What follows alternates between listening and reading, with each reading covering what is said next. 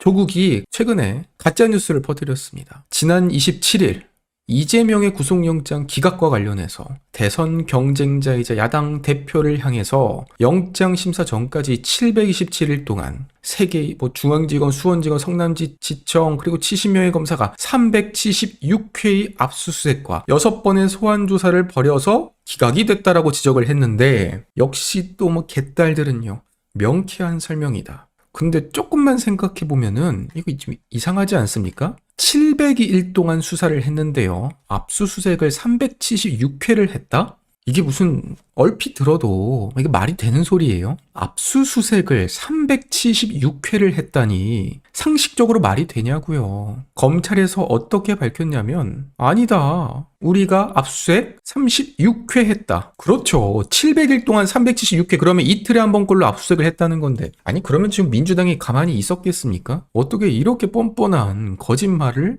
했는지. 그런데 이게 오히려 이재명 쪽에서는 상당히 말하고 싶지 않았던 내용이라는 거예요. 한번 내용을 살펴보면 민주당 그 이재명 대장동 관련해서 그리고 쌍방울 대북송금 이런 내용들에 대해서는 이미 문재인 때부터 수사가 착수되었고 이재명뿐만 아니라 그 본인 측근들까지 대부분이 관계된 대규모 비리 사건이죠. 대장동이랑 위례 신도시는요 25명 기소됐고 9명이 구속됐습니다. 성남FC 사건은요 8명 기소가 됐고 쌍방울 그리고 대북송금은 18명이 기소되고 11명이 구속되고 백현동만 관련해서는 2명이 기소, 2명 구속 다 합쳐서 총 53명이 기소가 되었고 22명이 구속된 사건이 이재명과 이재명 사법 리스크에 대한 요약입니다. 그런데 저 조국이랑 민주당은요 이런 내용은 다 빼버리고 결국 검찰이 이런 대규모 인력을 투입했지만 결국 구속을 못 시켰지 않느냐? 도대체 저분들은 정말 말 그대로 이재명만 살면은 민주당이 무너지든 망치든 상관없다고 생각을 하나 봐요. 50이 넘는 이런 수많은 사람들이 기소가 됐고 22명이 구속이 됐는데 53명이 기소되고 그런데 갑자기 저들이 주장하는 건 검찰이 376회를 압수수색했다? 그래서 검찰이 아니 도대체 우리가 어떻게 300번을 넘게 압수수색한 거야? 우리 36번 했잖아. 아 이거였구나 싶어서 이제 밝혀진 사실입니다. 조국이 저 300번 넘게 압수수색했다는 그 이유가 뭐냐면 경찰에서 이 이재명 법카 그리고 그 김혜경 법카 있잖아요. 그 김혜경 법카 사건 수사하다가 법카를 하도 많은 곳에서 쓰다 보니까 음식점이 100곳이 넘었어요. 그래서 그 음식점을 상대로 경찰이 지금 거기 초밥집이죠. 지금까지 그 매출 전표 그거 제출해 주십시오. 우리 수사에 써야 됩니다. 그래서 그 식당으로부터 영수증 받은 거예요. 그랬더니 검찰 조국이 그거를 압수수색이라고 포함을 시켜가지고 이 100회를 더한 겁니다. 그럼 반대로 이재명이랑 김혜경이 저 법카 마음대로 무단 사용만 안 했으면은 그러면 본인들 주장에 따른 그 압수수색 100여 회를 덜 수 있었던 거 아니에요. 그러니까 본인들이 그렇게 법카 마음대로 해서 써놓고선 그 경찰에서 매출 전표 달라고 했더니 그걸 고스란히 압수수색했다고 그걸 더해버렸어요. 심지어 검찰이 한 것도 아니고 경찰이 했는데 경찰이 수표 받은 것도 검찰의 압수수색이래요. 그것도 그렇다 쳐. 두 번째 김만배 일당이랑 백현동 위례 신도시의 그 피의자들에 대해서 압수수색하고 그 이화영에 대한 개인 비리에 대해서 압수수색을 했거든요. 검찰이. 그랬더니 조국이 이재명 측근에 대한 압수수색으로 이걸 포함을 시켜가지고 이재명 압수수색이다 이러고 있는 거예요.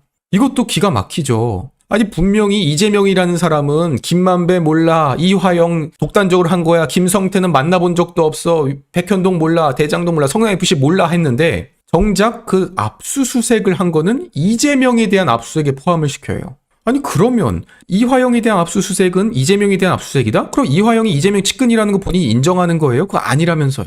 김만배랑 이재명이랑 관련 없다면서요. 그러면 검찰이 김만배를 압수수색한 거는 이재명 압수수색 그 횟수에 포함이 안 돼야 되는 거잖아요. 근데 김만배 압수수색한 거를 이재명 압수수색에 포함시켜가지고 총 376회래요. 그러면 이제 본인들이 인정을 해준 거죠. 김만배 수사한 거는 이재명 수사한 거다.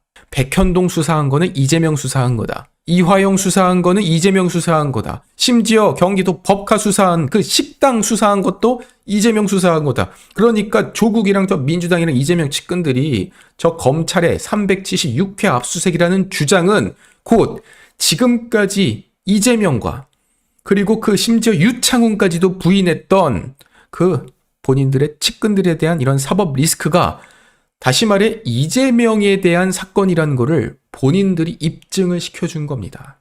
우리는 가만히 있었어요. 저와 시청자분들은 가만히 있었다고요. 우리가 지금 압수수색 376회라는 얘기 안 했잖아요. 근데 저들이 했다는 거예요. 저들이 먼저 검찰을 향해서 김만배를 수사하는 건 우리 이재명 대표님을 수사하는 거야 라는 걸 사실상 자백을 했다는 겁니다. 그러게 제가 항상 말씀드리지 않았습니까? 원래 이렇게 무너지는 순간은요. 본인들이 다 이겼다고 싶은 그 순간에 무너지는 겁니다. 인숙님 감사합니다. 본인들이 이제 우리가 이겼다. 구속영장 기각됐으니까 우리가 완전히 이겼다라고 방심하는 그 순간 가장 약한 그 취약점을 자백해버린 것이죠. 검찰에서는 절대로 지금까지 이재명의 주거지, 당대표실, 의원실, 의원회관에 대한 압수수색을 실시하지 않았습니다. 이재명과 관련된 장소는 그저 그 경기도지사실, 시장실, 정진상, 김용의 사무실, 주거 다 합쳐봐야 10번도 안 돼요. 오히려 더 지금 압수수색이 필요한 상황이었습니다. 그렇지만 조국이 말하잖아요. 다 측근들인데 다 이재명 수사한 거나 똑같다. 검찰은 뭐합니까? 오히려 이번 기회에 저들이 저렇게 프레임을 짜면서 이미 300번을 넘게 했다는데 이제는 이재명의 주거지, 당대표실, 의원실, 의원회관까지도 압수수색을 실시하라는 겁니다. 지금까지 검찰은 원칙주의자 이원석 검찰총장의 이런 지위를 필두로 해서 정말로 정면 돌파를 해왔잖아요.